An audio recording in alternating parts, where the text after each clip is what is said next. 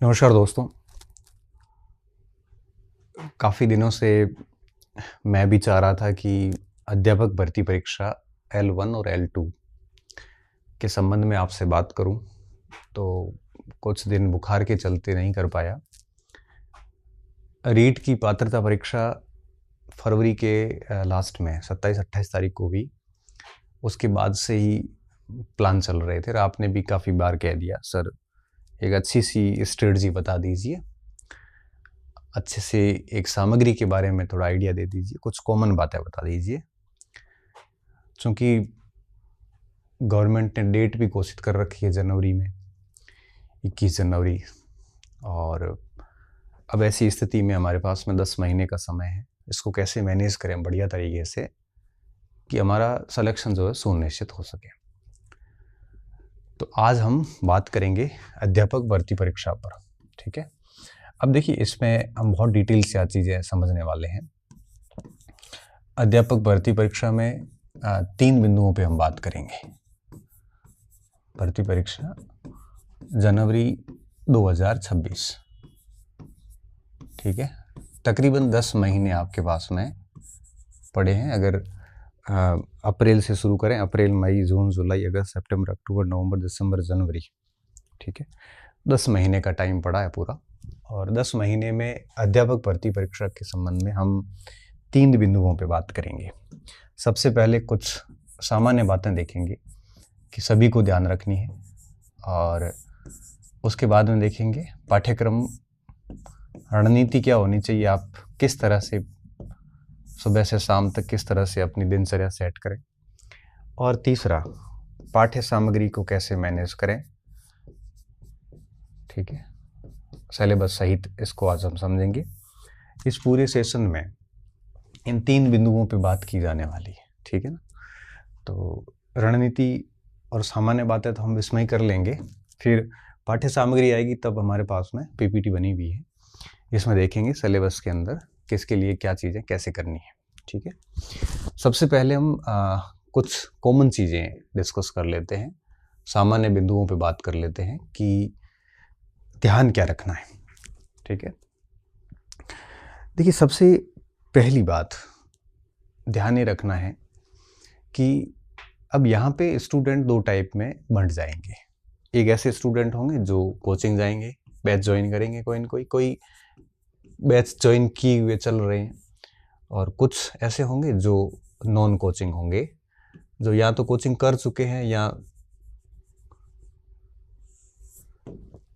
Coaching करना नहीं चाहते। 2 टाइप के स्टूडेंट हैं। मैं दोनों को ही नहीं रोकूंगा, क्योंकि सिलेक्शन इनके भी होते हैं, सिलेक्शन इनके भी होते हैं, और सारा डिपेंड करता है स्टूडेंट के ऊपर। तो अगर आपका मुझसे ये प्रश्न है कि मुझे कोचिंग करनी चाहिए इस समय कि नहीं करनी चाहिए, तो मैं यहाँ पे कुछ सजेशंस दे देता हूँ, आप उसको सुनना और फिर उस अनुसार आप अपना निर्णय ले लेना। पहली बात ये कि अगर आप कोचिंग करते हैं तो आप एटलीस्ट नवंबर तक कोचिंग ख़त्म कर देना, क्योंकि हमें 2 से ढाई महीने बढ़िया रिवीजन के लिए चाहिए, ठीक है, पहली बात। दूसरी बात, कोचिंग आप नवंबर तक फिनिश करें। कोचिंग तभी करें जब आपको ये लगे कि आप घर पे स्टेबिलिटी नहीं बना पा रहे हैं, स्थिरता नहीं बना पा रहे हैं। और अगर स्थिरता नहीं आ रही, मतलब भटकाव बहुत हो रहा है, क्या करें, क्या पढ़े, क्या छोड़े, कुछ समझ में नहीं आ रहा है, नियमितता नहीं बन पा रही है, ऐसी अगर सिचुएशन है तो कोचिंग कर सकते हैं। और अगर पहली बार तैयारी कर रहे हैं तब भी अगर आप है तो भी कोचिंग कर सकते हैं, नुकसान वाली बात नहीं है। क्योंकि पहली बार कई बार चीज़ें हमें समझ में नहीं आ रही होती कि कितना पढ़े, कैसे पढ़ें, कंपटीशन नहीं बनता। कोचिंग क्लासेस में क्या है कि बहुत सारे बच्चे होते हैं, टेस्ट होते हैं, तो थोड़ा सा एक आइडिया बैठ जाता है कि भाई हमारा लेवल कितना है, हमें और कितना पढ़ने की आवश्यकताएं हैं, ठीक है। तो ये चीज़ें हैं। अगर ये चीज़ें हैं तो आप क्लास ले सकते हैं और कोचिंग ज्वाइन कर लेते हैं, तो अक्टूबर नवंबर तक बैच फिनिश कर देना, और उसके बाद आप केवल सेल्फ स्टडी करना, ठीक है। और रही बात नॉन कोचिंग, अगर आप नॉन कोचिंग हैं, मतलब कोचिंग नहीं जा रहे हैं, तो आप अपना टाइम टेबल बना के कोई न कोई टेस्ट सीरीज ज्वाइन कर लीजिए, ठीक है। और क्यों कोचिंग के लोगों को टेस्ट सीरीज की ज़रूरत पड़ती नहीं है, क्योंकि वो क्लास के कोचिंग के अंदर टेस्ट होते रहते हैं, तो कंटिन्यूसली टेस्ट देते रहेंगे। लेकिन नॉन कोचिंग है, वो टेस्ट ज्वाइन कर लेना चाहिए, और टेस्ट सीरीज़ के अकॉर्डिंग थोड़ा सा उस प्लान को ऐसे सेट करना चाहिए टेस्ट के अकॉर्डिंग कि वो बढ़िया तरीके से टेस्ट भी होते रहे, साथ साथ में कोर्स होता रहे। दिन में 2 से 3 घंटे अगर टेस्ट सीरीज़ के अकॉर्डिंग पढ़ते हैं तो बाकी 7-8 घंटे 10 घंटे अपनी प्लानिंग से भी चलते रहे।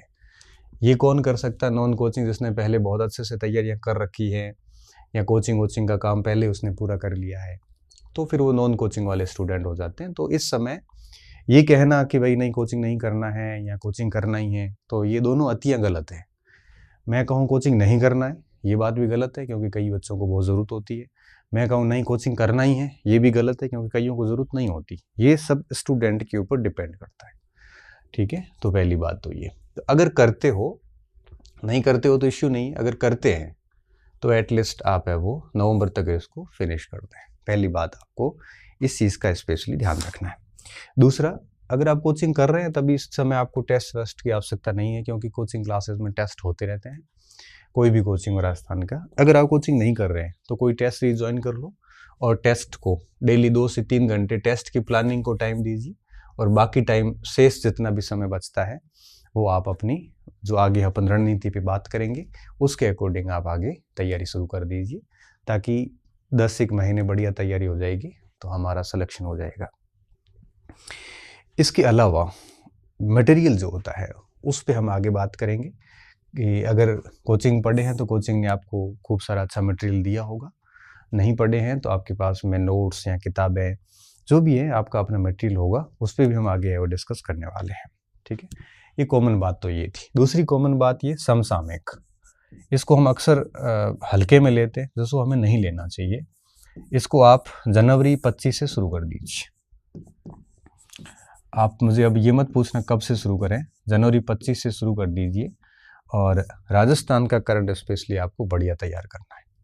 इस हेतु आप क्या कर सकते हो, मंथली मूमल पढ़ सकते हैं, मासिक मूमल जो आती है, साथ में सूजस पत्रिका जो आती है वेबसाइट पे आ जाती है आजकल तो उसको पढ़ सकते हैं। उससे खुद के शॉर्ट नोट्स राजस्थान करंट के बना सकते हैं।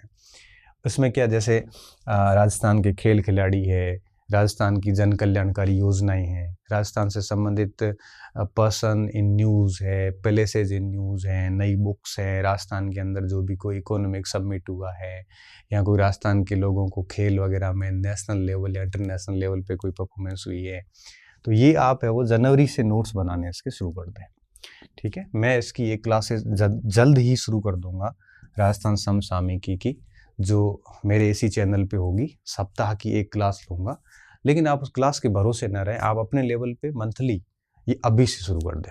अगर आप इसको लेटली स्टार्ट करते हैं कि नहीं एक साथ लास्ट में देख लेंगे, तो आप करंट में बहुत नुकसान कर जाओगे खुद का, क्योंकि 10-12 सवाल भी आते हैं करंट के, तो आते ही हैं, तो वो सवाल पूरे सही किए जा सकते हैं अगर आप जनवरी से कंटिन्यूसली करंट अफेयर तैयार करते हैं। और मुझे लगता है कि एक छोटी सी रजिस्टर तैयार कर लेना चाहिए और उसमें राजस्थान के करंट की जो मेन बातें होती हैं उसको शॉर्ट में आप डेली अगर आधा पौना घंटा भी देते हैं तो बढ़िया करंट तैयार हो जाता है। डेली भली मत दो, सप्ताह में एक दिन ही आप दे दो, भली 2 घंटे 2-3 घंटे, तब भी आप करंट अफेयर बढ़िया तैयार किया जा सकता है। तो समसामयिकी को आप है वो अभी से शुरू कर देना, ये काम आप है वो टॉप प्रायोरिटी पे रखना।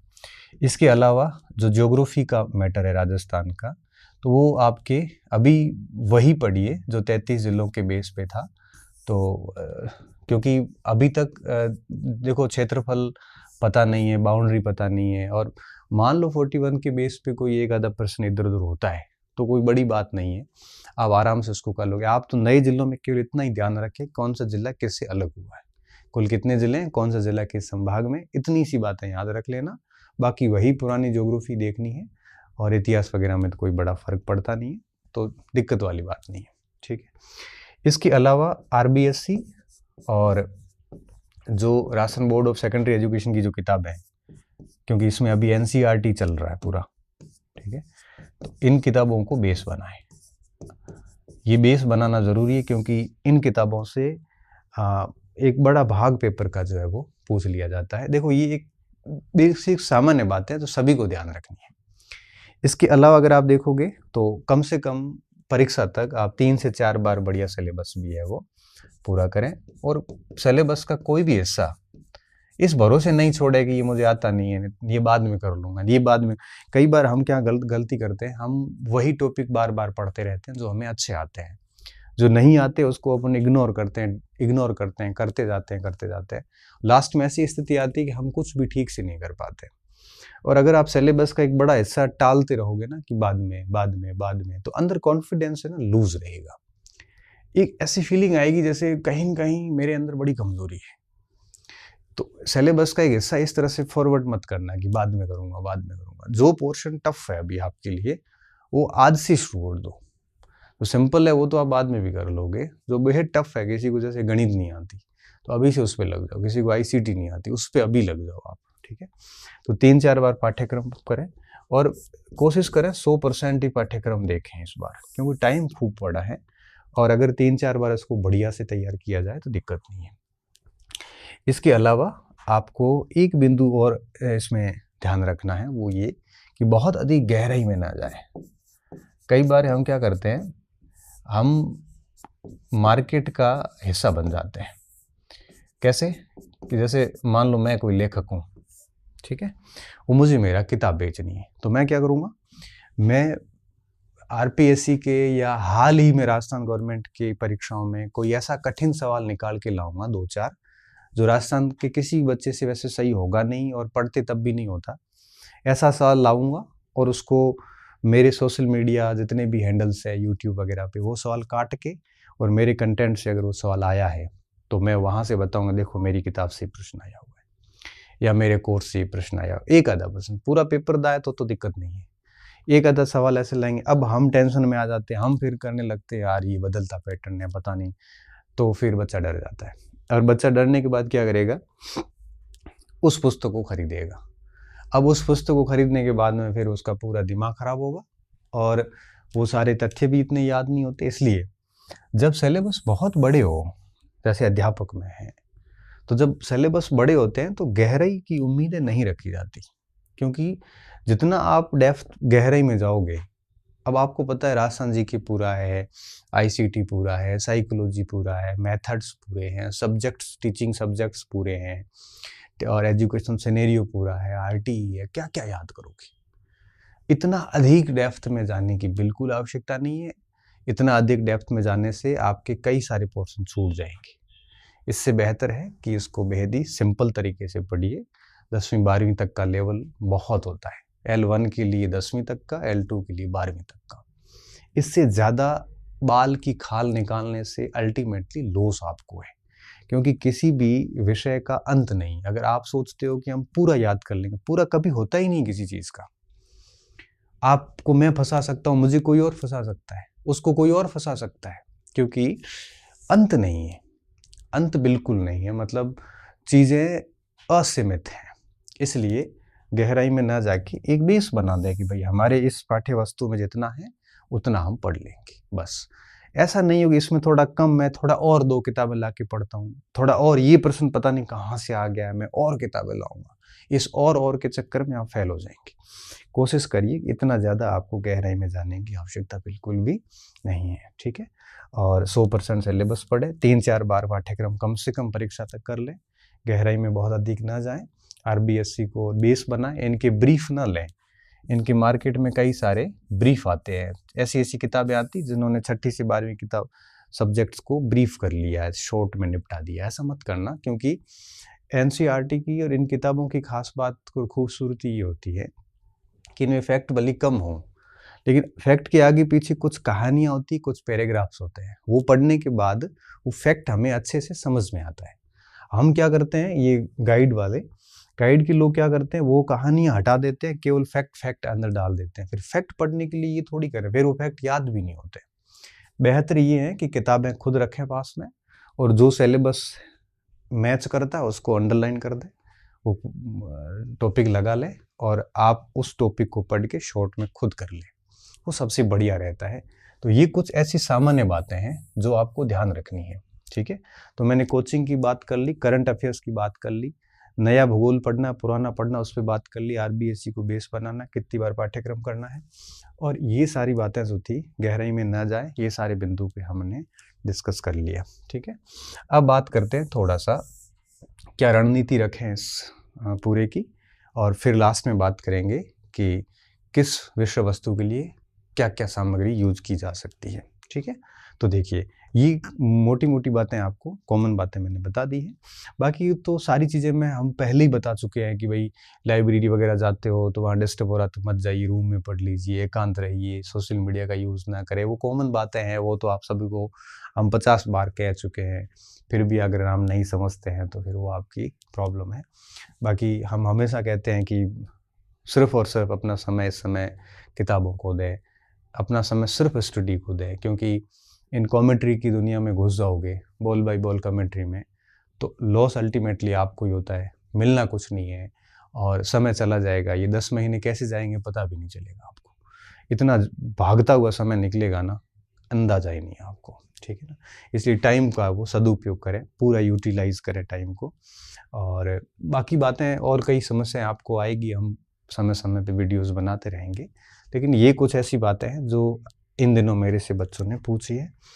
और परीक्षा की डेट तो आ ही गई है, तो अब ज़्यादा दिक्कत वाली बात नहीं है। अब बात करते हैं थोड़ा सा रणनीति को लेके कि किस तरह से आप अपने दिन को मैनेज कर सकते हो।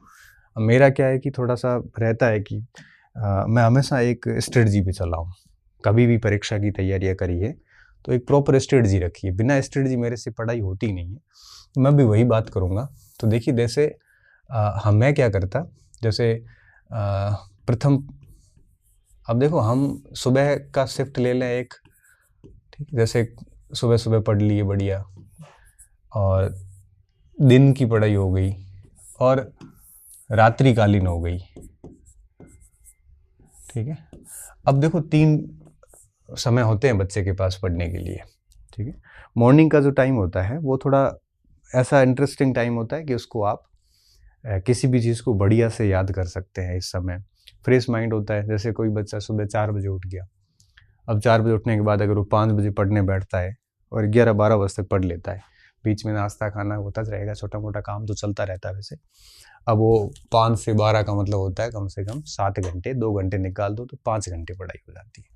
तो जैसे सुबह सुबह किसी ने 4-5 घंटे पढ़ाई कर ली, ठीक है, और दिन में जैसे 12-1-2 बजे वो भोजन करके थोड़ा रेस्ट करता है, 2-3 बजे वापस उठता है, और 3 से लेके मान लो शाम को 6 बजे तक 2-3 घंटे फिर पढ़ लिया, फिर 1-2 घंटे फिर खाना वाना खाए, घूमे किए, 8-1 बजे तक ये सब काम किए, फिर मान लो 9-10 बजे फिर 1-2 घंटे फिर पढ़ लिया, और सुबह 4-5 बजे वापस उठ गया।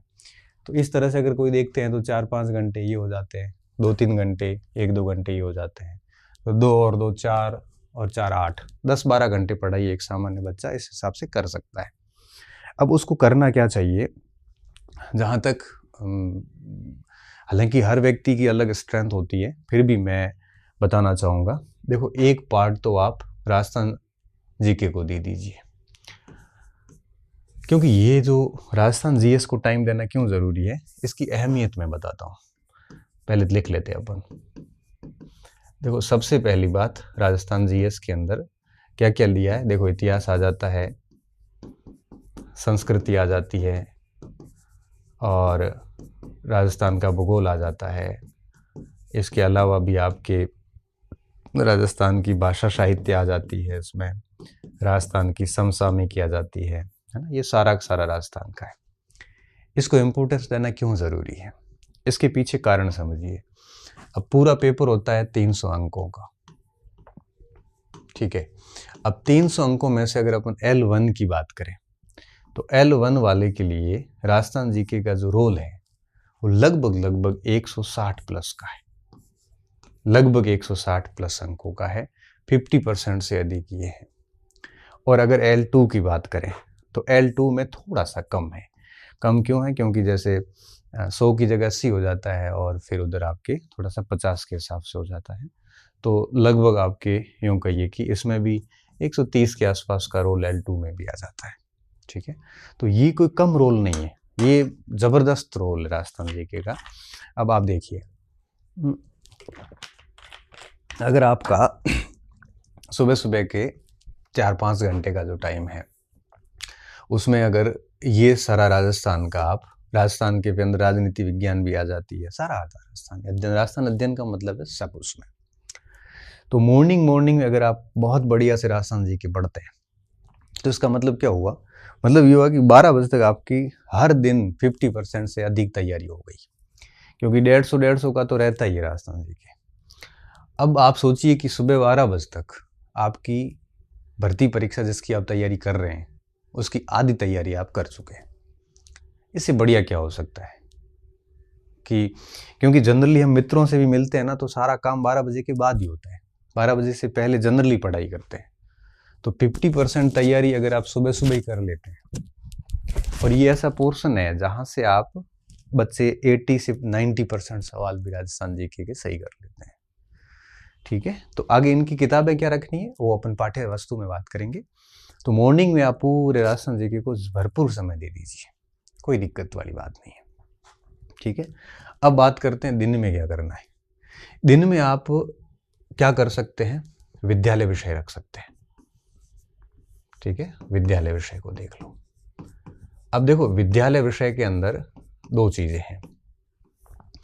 अगर आप L1 की बात करोगे तो आपको पता है कि 5 विद्यालय विषय है, गणित, विज्ञान, हिंदी, इंग्लिश और आपके पर्यावरण L1 में, और L2 के अंदर अलग से स्थिति रहेगी। 5 है और टोटल एक विद्यालय विषय 18 अंक का है। ठीक है, अब आप क्या कर सकते हो, आप जो 10 अंक का है विद्यालय विषय, क्योंकि विद्यालय विषय 10 + 8 का रहेगा। 10 + 8 का क्या, 10 का आपके रहेगा टीचिंग मेथड रहेगा 8 नंबर का, और 10 नंबर का उसमें आपका विद्यालय विषय का ज्ञान रहता है। तो जैसे 50 नंबर का ये रह गया, 50 अंक का विद्यालय विषय है। 40 अंक का जो है वो विद्यालय विषय की टीचिंग मेथड है, उसको अपन रात्रि में बढ़िया देख सकते हैं। अगर L2 की बात करें तो अगर आप मेथड को छोड़ें तो विद्यालय विषय है लगभग 120 अंकों का। ठीक है, अब आप दिन में जैसे 11-12 बजे तक ये पढ़ाई कर ली, फिर 3 से लेकर 6 तक 2.5 से 3 घंटे की बढ़िया दिन की एक शिफ्ट निकलती है, मिनिमम 3 घंटे की निकल सकती है, कई बच्चे 4 घंटे की भी कर सकते हैं। तो 3 से 4 घंटे की एक शिफ्ट विद्यालय विषय को दी जा सकती है। L2 वालों को तो देनी ही चाहिए, और जो L1 के लोग हैं वो 50 + 40 करके 90 नंबर का काम कर लेते हैं। अब अगर आप दिन में अच्छा शिफ्ट एक विद्यालय विषय को देते हैं तो अगर L2 के हैं तो 120 का हो जाता है, L1 के हैं तो 90 का ही हो जाता है। मतलब 2 शिफ्ट में आपने 160 + 90 250 का काम कर लिया 300 में से डेली। अब आप अगर रात को नहीं भी पढ़ते हैं ना, तब भी आप ये 2 काम कर चुके हैं। अब इसमें करना कैसे है, 5 है, एक कर लीजिए, रैंडम उठा सकते हो, 2 उठा सकते हो, डेली 2 कर सकते हो। जैसे विज्ञान कर लिया आपने, विज्ञान 5-7 दिन 10 दिन में पूरा कर लिया, फिर 2-4-5 दिन दूसरा सब्जेक्ट गणित कर लो, फिर 1-2-5 दिन हिंदी कर लो, फिर 2-5 दिन सामाजिक पर्यावरण, से रैंडम घुमाते रहो। ऐसा नहीं हो विद्यालय विषय में एक लेके बैठ जाओ। सबसे बढ़िया तरीका ये होता है, अगर आप L2 के हैं और जैसे मान लो सामाजिक के हैं, तो आप पहले जैसे इतिहास पढ़ लिया थोड़े दिन तक, इतिहास को मोटा मोटा पूरा कर लिया, फिर भूगोल कर लिया, फिर इकोनॉमिक्स कर लिया, फिर पॉलिटिकल साइंस कर लिया, फिर वापस उसको ऐसे घुमाते रहो। तो दिन में आप विद्यालय विषय को टाइम दे दो। ठीक है, इन दोनों के बीच में आप 1-1.5 घंटे आराम से रेस्ट भी कर सकते हैं, कोई दिक्कत वाली बात नहीं है। अब रात्रि में 1-2 घंटे पढ़ने का समय शेष बच गया आपके पास में। इस समय आप क्या करो, मनोविज्ञान देख लो, मनोविज्ञान और ICT। ये क्यों रात्रि में, रात्रि में इसलिए कि ये एक ऐसा पोर्शन है जो बच्चों ने खूब पढ़ रखा है, क्योंकि रीट पात्रता में भी पढ़ा है, इतना ज़्यादा है नहीं, यहाँ आप सो भी जाते हैं तब भी दिक्कत नहीं। आप इसमें यूं भी कर सकते हैं कि मनोविज्ञान और ICT रात को पढ़ लिए और इसके साथ में मेथड्स देख लिए सारे। ये जो 40 अंक के मेथड है ना, वो यहाँ मान लो कर लिए, इस जगह पे कर लिए। अब यहाँ पे 120 अंक की सामाजिक आती है ना, तो 20 के मेथड आते हैं, तो 140 नंबर का सब्जेक्ट L2 में हो जाता है। तो 20 के मेथड जैसे इधर ले लिए, विधियाँ, शिक्षण विधियाँ। अब अगर शिक्षण विधियाँ अगर आप रात्रि में ले लेते हैं तो फिर क्या थोड़ा ज़्यादा हो जाता है, लेकिन किया जा सकता है। तो अब क्या होगा, 20 का मनोविज्ञान, 10 का ICT, 30 और L2 है तो 20 नंबर के मेथड हो जाते हैं, 50 के मेथड हो जाते हैं। इधर आप देखोगे तो आपके 40 अंक के मेथड है, 5 गुणा 8 मतलब 40 अंक के मेथड इधर हो जाते हैं। तो आप इस तरह से इसको सेट कर लो। इससे क्या होगा कि 300 अंकों की तैयारी एक साथ चलेगी, और जब 300 अंकों की तैयारी एक साथ चलती है तो बिल्कुल कॉन्फिडेंस लूज नहीं होता, और आपको बिल्कुल समय नहीं मिलता, सुबह से शाम तक सोचने का भी समय नहीं मिलता कि आपको होता है ना कई बार आप कहते हैं ना कई बार कि सर हमारे एक्स्ट्रा थॉट आते हैं, बहुत ज़्यादा सोचते हैं। वो कब होता है? थॉट्स अधिक तब आते हैं जब हम पढ़ नहीं रहे होते हैं, हम सिर्फ पढ़ाई करने का सोच रहे होते हैं ना, तब हमारे दिमाग में बहुत सारे थॉट आते हैं। अगर आप सुबह से शाम तक इस कदर खुद को बिजी रखेंगे तो मैं दावे के साथ कह सकता हूं कि आपके दिमाग में दूसरी कोई बात ही नहीं आएगी। आप एक चैलेंज पूरा करके दूसरे के ऊपर लग जाओगे, दूसरा करके तीसरे पे लगोगे, तीसरा करते करते नींद आ जाएगी। ये सिस्टम है वो चलाया जा सकता है। अच्छा, ये कौन कर सकता है? ये अगर आप कोचिंग जा रहे हैं तो नहीं हो पाएगा। ये उन बच्चों के लिए जो नॉन कोचिंग स्टूडेंट है। कोचिंग में जैसे चले जाते हैं 5-6 घंटे, तो फिर आप इनमें से एक कर सकते हो। जैसे मॉर्निंग में कर लिया, इवनिंग का काम आपने कोचिंग चले गए, ठीक है। अगर आप मॉर्निंग में कोचिंग जाते हैं तो इवनिंग में ये कर सकते हो, ये फिर खुद से क्लास के अंदर ही करना पड़ेगा। तो ये जो स्ट्रेटजी है ये उसके लिए जो 24 घंटे घर पे बैठ के फ्री पढ़ रहा उन बच्चों के लिए है। कोचिंग वाले अपनी स्ट्रेटजी अपने अनुसार बना दें, ठीक है। तो अब देखिए, तो अब आप में रणनीति में कोई दिक्कत, देखो मैंने कुछ बेसिक्स बातें पहले बता दी, कंटेंट वगैरह चेंज नहीं करना, सामान्य सामग्री रखनी है, उसके बारे में अपन आगे और बात करेंगे। सामान्य बातें मैंने बता दी, और आपकी रणनीति क्या रहनी चाहिए वो भी मैंने ऑलमोस्ट बता दिया आपको, कि मॉर्निंग का जो टाइम है पूरा राजस्थान जीके को दे दे, क्योंकि 50% अकेला ये है, और दिन का समय विद्यालय विषय को दे दे आप, ठीक है। ये मार्किंग थोड़ी इधर उधर हो सकती है क्योंकि मुझे याद रखने की ज़्यादा ज़रूरत है नहीं, वो तो आपको पता ही है वैसे। और रात्रि का समय मनोविज्ञान और आईसीटी जैसे सब्जेक्ट्स और विधियों को दिया जा सकता है, और दिन में विद्यालय विषय, और शाम को ये। अगर आपको लगता है कि आपका राजस्थान जीके बहुत साउंड है तो ऐसी स्थिति में आप इसको दिन में करके इसको भी मॉर्निंग में कर सकते हो। अब मॉर्निंग में आप वही विषय करें जो आपका थोड़ा कमज़ोर है, जिसका रोल बहुत अधिक है। अब ये आपके ऊपर है कि आप मॉर्निंग में कौन सा करते हैं और दिन में कौन सा करते हैं। रात को तो यही ठीक है क्योंकि बहुत अधिक रोल नहीं है, और अगर मान लो नहीं भी पढ़ पाए 1-2 दिन तो भी कोई फ़र्क नहीं पड़ता, लेकिन इधर अगर आप नहीं पढ़ते हो तो बहुत फ़र्क पड़ेगा, ठीक है। तो मॉर्निंग से लेके रात्रि तक इस तरह का शेड्यूल सेट कर दें, और इसमें भी क्या करना, रैंडम करना। जैसे मान लो इतिहास पढ़ लिया, डेली आप 5-6 घंटे 4-5 घंटे पढ़ते हैं, तो मुझे लगता है इतिहास भी 15 दिन में निपट जाता है। ऐसे एक एक सबको निपटाते जाओ, फिर वापस रैंडम घुमाते जाओ। और मैंने कहा ना, मैक्सिमम आप वैसे भी सिलेबस 3-4 बार ही कर पाओगे, तो 3-4 बार सिलेबस करने के लिए ये रणनीति अपनाते हैं तो 3-4 बार सिलेबस हंसते हंसते हो जाएगा, और साथ में अभ्यास भी करते रहें। क्योंकि जैसे कई बार 10 सीख बजते बजते आप थक गए, मूड नहीं है, तो 1-2 घंटे आप दिशा की बुकलेट वगैरह कोई ली और उसके प्रश्नों का अभ्यास करना शुरू कर दिया, ठीक है ना। तो ऐसे बीच में आप जब भी थकते हैं तो आप पुराने पेपर्स की प्रैक्टिस कर सकते हो। यहाँ पे भी पॉसिबल है, यहाँ पे भी पॉसिबल है, ठीक है। तो ये 2 बातें हमने कर ली, सामान्य बात हो गई, रणनीति हो गई। अब हम बात करेंगे कि क्या पाठ्य सामग्री यूज की जा सकती है। तो मैं एक बार फिर बता देता हूँ आपको कि पाठ्य वस्तु जो है वो आप बहुत अधिक, आपको गहराई में जाने की आवश्यकता नहीं है। मैं थोड़ा सा एक बार पाठ्य सामग्री पे भी मैं बात अलग से कर लेता हूँ सामान्य तौर पे, और उसके बाद आप है वो देख लेना अपने हिसाब से। मैं मेरी तरफ से एक एक चीज़ बता दूंगा आपको, फिर आपको जो बेस्ट लगे वो आप फॉलो कर लेना। पाठ्य सामग्री, पहली चीज़ गहराई में न जाए, मैं फिर कह रहा हूँ, ठीक है। दूसरी बात, सीमित सामग्री रखें। सामग्री सीमित रखना, बहुत अधिक सामग्री आपको नुकसान दे सकती है, और अभ्यास और रिवीजन बार बार करते जाएं, ये कुछ कॉमन चीज़ें हैं। और अपनी सामग्री पर भरोसा रखें। देखो, भरोसा नहीं रखते हैं तो डॉक्टर की दवाइयाँ भी काम नहीं करती है, भरोसा नहीं रखते हैं तो किसी भी धार्मिक स्थल पे जाके भी आपको कोई फ़ायदा नहीं है, क्योंकि भरोसा रखना पड़ता है। आप कैसे भरोसा नहीं रखोगे तो आपको अपने माता पिता भी आपके नहीं लगेंगे, क्या सबूत है आपके पास? भरोसा नहीं रखोगे तो कुछ भी नहीं है।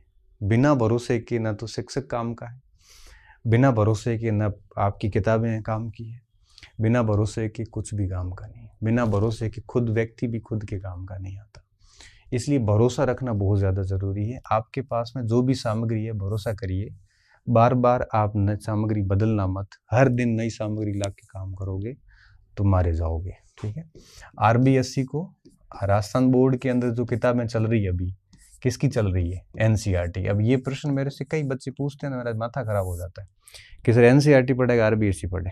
लो भाई, आरबीएससी में भी एनसीईआरटी चल रहा है ऑलमोस्ट, तो एक ही बात है, पढ़ो तो सही आप कुछ, ठीक है। तो आरबीएससी में अभी जो किताबें चल रही है ना विद्यालयों में, वो किताबें लाके उसको आप बेस बनाइए, क्योंकि ये किताबें जो है जब इसका पैटर्न बोर्ड परीक्षा पेपर बनाता है तो इस पे इनका ध्यान है वो ज़्यादा रहता है, इसका थोड़ा ध्यान रखना, ठीक है। अब अपन बात करते हैं एक एक का। अब L1 में राजस्थान का भूगोल, इतिहास, संस्कृति और राजस्थान की भाषा, ये है 100 अंक के, ठीक है।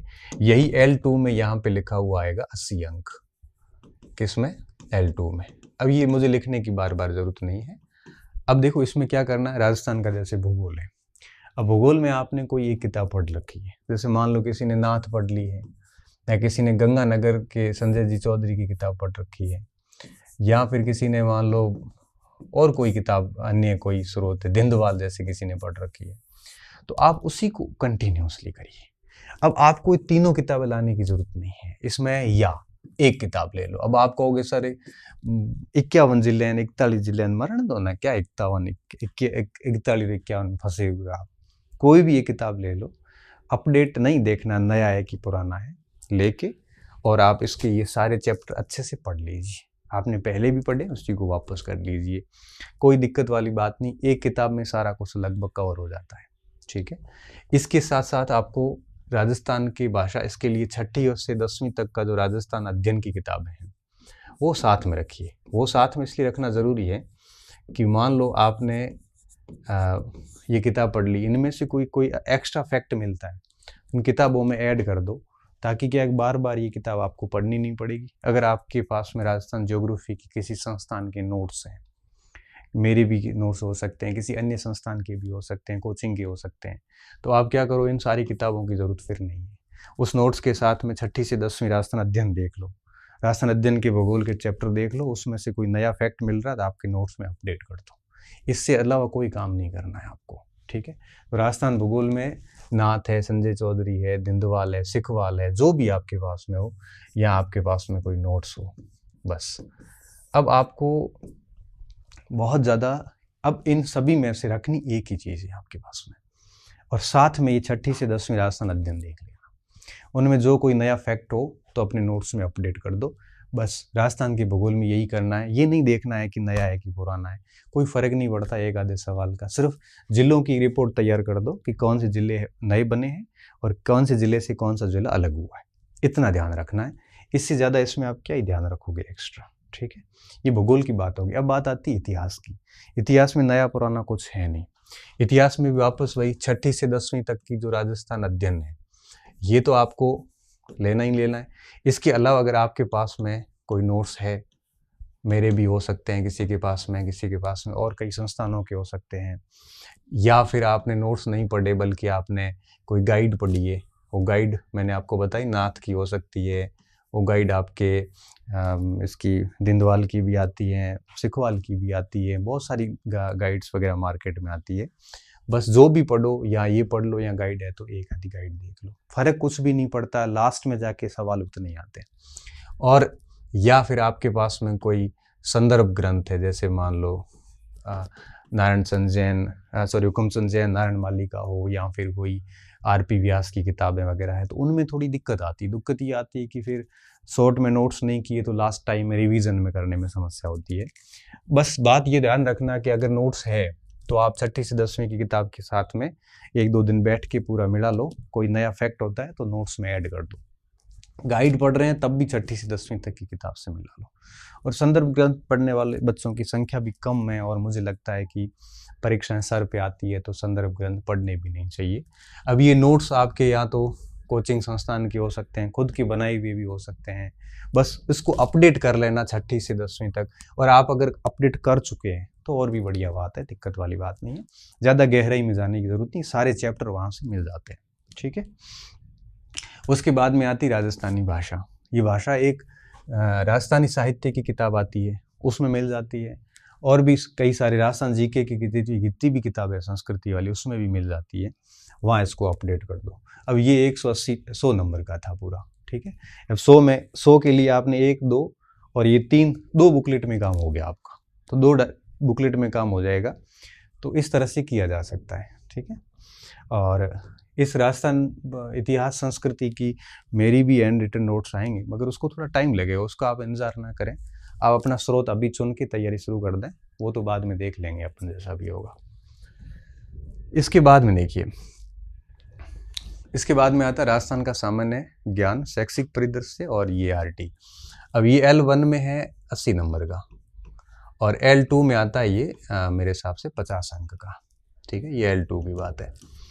अब देखिए क्या होगा इसमें। अब राजस्थान का जैसे सामान्य ज्ञान है, अब इसकी कोई अलग से तो किताब आती नहीं है। अब ये तो करंट में चला जाएगा, ये करंट में चला जाता है, और ये संस्कृति में आ जाता है, ये इतिहास में आ जाता है, ये भूगोल में चला जाता है। ठीक है। प्रतीक चिन्ह अलग से भी मिल जाते हैं सारे, और इसकी और ये समसामयिक की पूरी राजस्थान जीके में साथ में आ जाती है, और ये पॉलिटी में आ जाता है, राजस्थान की पॉलिटी राजस्थान जीएस में चला जाता है, ये पूरा का पूरा करंट में आ जाता है। तो मैंने कहा करंट बहुत अच्छा शुरू कर दीजिए, और इसका मैंने आपको तरीका भी बता दिया कैसे करना है। ठीक है।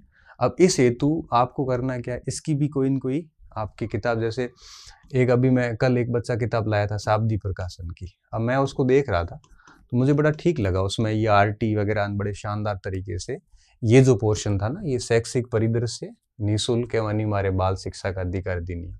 अब देखो राजस्थान के सामान्य ज्ञान की कोई नोट्स वगैरह मार्केट में मिल जाएगी आपको, और उसमें ये टॉपिक भी, वैसे इतिहास और भूगोल की किताबें सारी मिला के देखोगे तो मिल जाते हैं। कोई एक आधा 2-4 टॉपिक अगर नहीं मिलते हैं तो करंट के अलावा, तो वो आप है वो मार्केट में कई सारे ऐसे नोट्स वगैरह आते हैं जिनमें ये प्रतीक चिन्ह की अलग से भी PDF आती, ऐसा कोई प्रिंट करके पढ़ लेना। और जैसे शाब्दी प्रकाशन को मैं देख रहा था कल, तो उसमें मेरे को अब ये लेखक वगैरह मैंने उसमें नहीं देखा इतना, मुझे वो प्रकाशन का नाम ही याद रहा, बच्चा लेके आया था कि सर कैसी पढ़ूं कि नहीं पढ़ूं, तो उसमें मुझे शैक्षिक परिदृश्य और ये आरटी बड़ा शानदार तरीके से लिखा हुआ, छोटी सी पुस्तक और सारी चीज़ें उसमें डाली हुई थी। तो ऐसा कुछ पढ़ लो वहाँ पे, तो उसमें शैक्षिक परिदृश्य ये पूरा उसमें चैप्टर था, शाब्दी प्रकाशन में ये सारा ही था, तो आप ये वहाँ से लाके पढ़ सकते हो। मुझे लगा कि उसमें सवाल, मुझे नहीं लगता एक आधा भी बार जा सकता है। ठीक है। और इसकी कोई बुकलेट लाके देख लेना। अब बात आती है विद्यालय विषयों की। अब विद्यालय विषयों की जहाँ तक बात आती है, तो ये सारे वो पोर्शन है हिंदी वगैरह के जो आपने अभी रीट में ताज़े ताज़े पढ़े होंगे। ठीक है। अब जैसे इसमें 10 नंबर की ग्रामर आती है तो 8 का ये आता है। ठीक है। उसी तरह से ये इंग्लिश में ये रहेगा। और अब जैसे करना क्या है, अब जैसे मैं हिंदी की बात करूं, अब हिंदी ग्रामर के लिए आपको पता 9 से 12 तक की किताब आती है, उसमें से आप ग्रामर को देख सकते हो। और जितनी भी विधियां हैं, विधियों की एक अलग किताब आती है, फर्स्ट रैंक की भी आती है, सिखवाल की भी आती है, बहुत सारे पब्लिकेशंस की आती है, जिसमें सारे विद्यालय विषयों की एक साथ विधियां आ जाती है। तो वो कोई किताब ले लो, 1-2 किताबें ले लो, और उन 1-2 किताबों से विधियां पढ़ लो। ग्रामर 9वीं से 12वीं से आप देख सकते हो इसकी ग्रामर। अब इसकी जैसे ग्रामर है, अब आपको मुझे लगता है जैसे अब ये ईडियम्स वगैरह थोड़े मुश्किल होते हैं याद करने, तो बिल्कुल छोड़ो, इससे अच्छा एक आर्टिकल है, थोड़ी टेंस है, वॉइस है, नरेशन है, इनको ही नॉर्मल इनके रूल्स ही पढ़ लो, और थोड़ा बहुत ये पढ़ लो। तो बिल्कुल छोड़ने की बजाय कम से कम आप है वो 18 अंक जो है, इसमें से अगर 9-10 तक भी पहुंचते हैं तो भी नुकसान नहीं, क्योंकि देखो जैसे आर्टिकल में सही होने के चांसेस रहते हैं।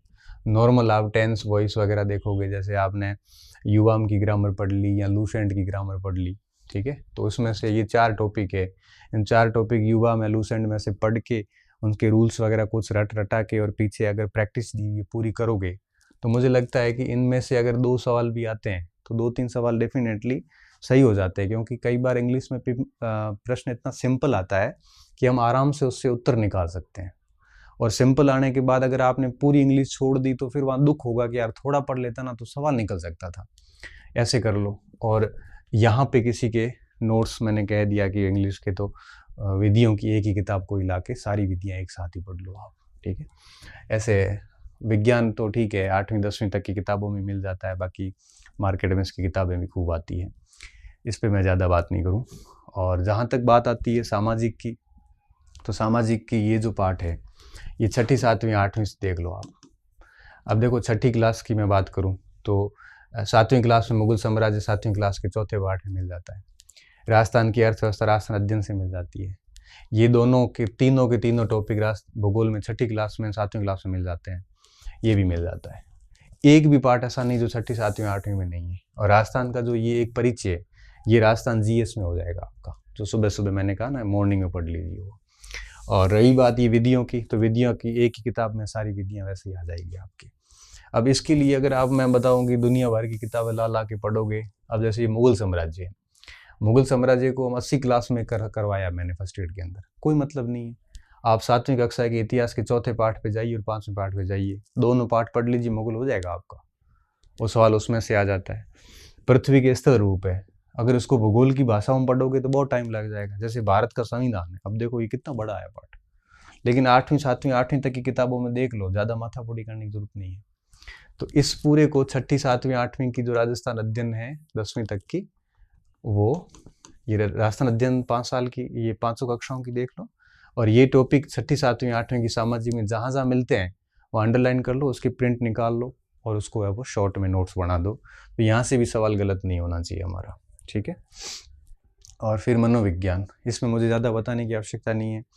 कईयों ने वंदना जादौन से पढ़ा है, कईयों ने धीर जी से पढ़ा हुआ है, किताबें हैं इनकी, किसी के पास में सिखवाल है, किसी के पास में और भी कोई किताब होगी तो उनसे ही पढ़ लो आप, कोई दिक्कत नहीं है।